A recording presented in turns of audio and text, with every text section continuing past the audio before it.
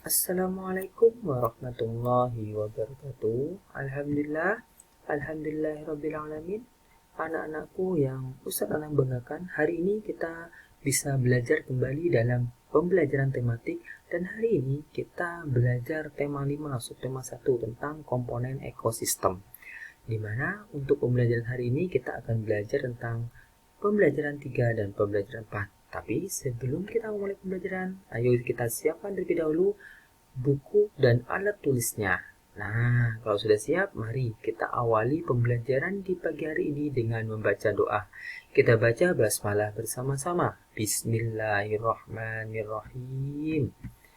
Nah, sebelum kita mulai pembelajaran, Ustadz akan selalu mengingatkan tentang pentingnya mematuhi protokol kesehatan, karena dengan mematuhi protokol kesehatan kita dapat mencegah penyebaran virus corona sehingga kita bisa berkumpul kembali dalam pembelajaran, dalam belajar di sekolah kita yang tercinta.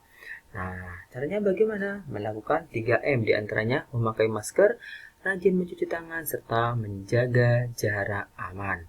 Tujuan pembelajaran di pagi hari ini di antaranya itu mengenal letak Indonesia melalui peta, mengetahui Sumpah Pemuda, mengetahui usaha mempertahankan kemerdekaan. Sekarang perhatikan gambar di bawah ini. Nah, ini ada suatu pemandangan alam. Nah, kira-kira ada yang tahu ini di mana? Ya, disimpan dulu jawabannya. Nah, ini adalah salah satu dua contoh keindahan alam yang ada di Kabupaten Jember. Nah, kira-kira dan yang nomor 3 ini salah satu contoh yang ada di negara kita ya. Nah, kira-kira ada yang tahu ini di mana? Ya, terdapat banyak. Ya, ini merupakan salah satu contoh keindahan alam yang ada di negara kita. Yang nomor 1 itu adalah Teluk Love. Nah, yang nomor 2 itu adalah Pantai Papua, dan yang nomor 3 itu adalah Raja Ampat. Siapa yang sudah pernah mengunjungi ketiga tempat itu, atau hanya nomor 1, nomor 2, atau nomor 3 ya. Nah, terdapat banyak sekali pantai yang indah dan pemandangan laut yang memuaskan karena negara kita negara kepulauan. Tadi yang Tanang sebutkan, Teluk Love, Papua, Raja Ampat itu merupakan salah satu contoh kekayaan alam yang ada di negara kita. Nah, tahukah kamu apa yang dimaksud dengan negara kepulauan? Ada yang bisa menjawab? Iya, negara kepulauan itulah negara yang memiliki banyak pulau dan beraneka ragam suku, adat istiadat dan kebudayaan yang beragam dalam satu wilayah, yaitu negara itu sendiri. Nah, di sini ada sebuah peta.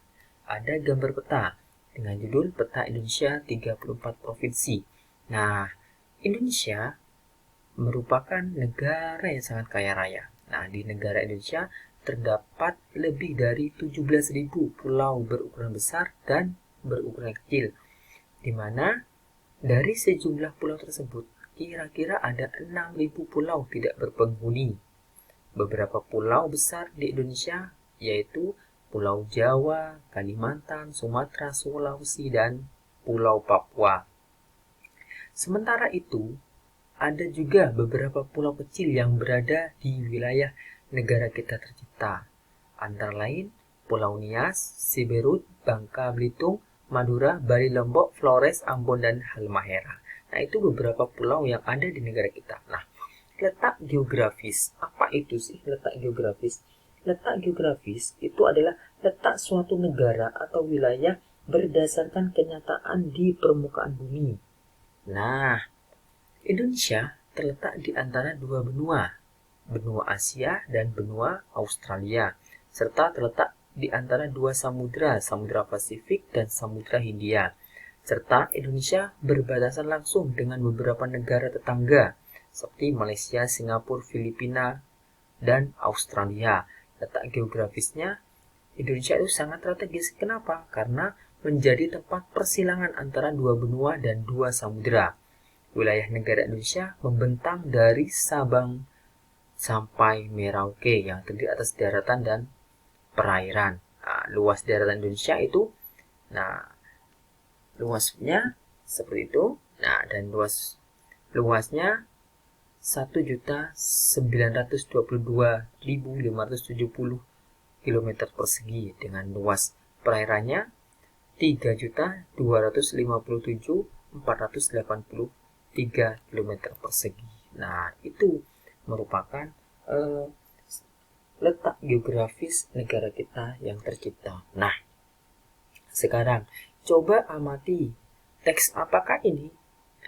Tentu kalian tidak asing dengan teks ini. Kami, putra dan putri Indonesia, mengaku bertumpah darah yang satu tanah air Indonesia. Ayo, kira-kira ini teks apa ya? Iya, betul. Ini adalah teks Sumpah Pemuda. Pertanyaan kedua, apa sih Sumpah Pemuda itu? Dan kapan Sumpah Pemuda diperingati? Nah, supaya yang sudah membaca bukunya insya Allah sudah tahu.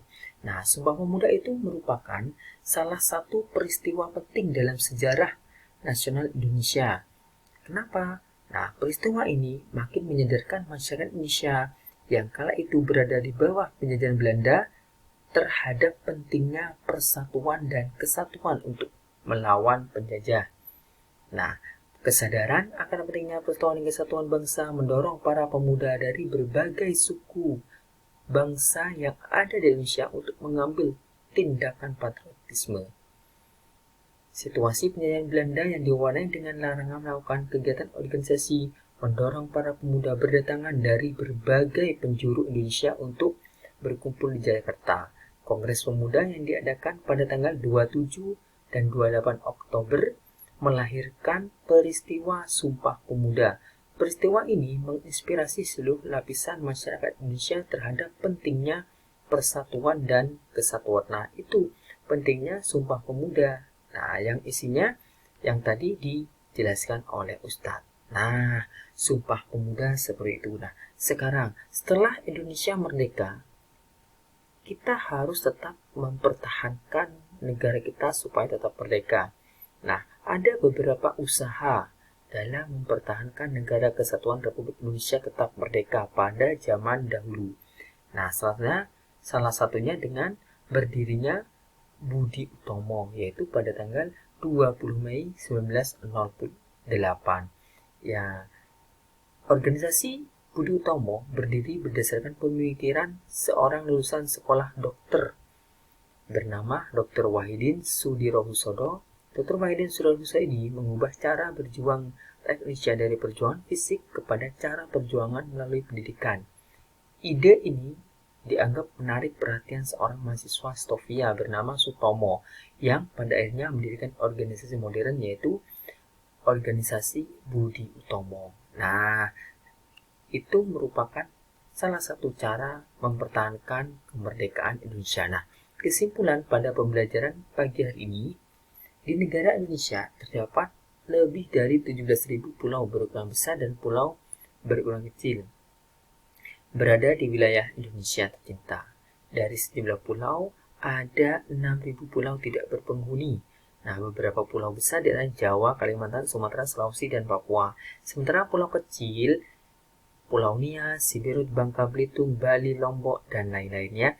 Dan letak geografis itu adalah letak suatu daerah atau negara dilihat dari kenyataan permukaan bumi. Indonesia berada di dua benua, Asia dan Australia, serta dua samudera, Pasifik dan Hindia. Indonesia berbatasan langsung dengan beberapa negara, Malaysia, Singapura, Filipina, dan lain-lain. Letak Indonesia dianggap strategis. Kenapa? Karena menjadi tempat persilangan antara dua benua dan dua samudera. Ya, itu. Nah, kesimpulan selanjutnya, Sumpah Pemuda merupakan salah satu peristiwa penting dalam mewujudkan persatuan dan kesatuan untuk mencapai tujuan yang sama, yaitu kemerdekaan. Dan Sumpah Pemuda diperingati setiap tanggal 28 Oktober. Nah, tugas di rumah halaman 26 yang ayo renungkan dan halaman 36 dan ayo renangkan. Ini ada dua soal, silakan kalian kerjakan dan dikirim ke Ustadz atau Ustadzah yang mengajar ya. Nah, Pesan terakhir dari Ustaz, selalu patuhi protokol kesehatan dengan 3M, memakai masker, rajin mencuci tangan, serta menjaga jarak aman. Nah, mungkin itu yang dapat Ustaz sampaikan. Kurang lebihnya mohon maaf. Sebelum kita mengakhiri, mari kita membaca doa akhir majelis. Subhanakallahumma wa bihamdika asyhadu an la ilaha illa anta astaghfiruka wa atubu ilaih. Wassalamualaikum warahmatullahi wabarakatuh.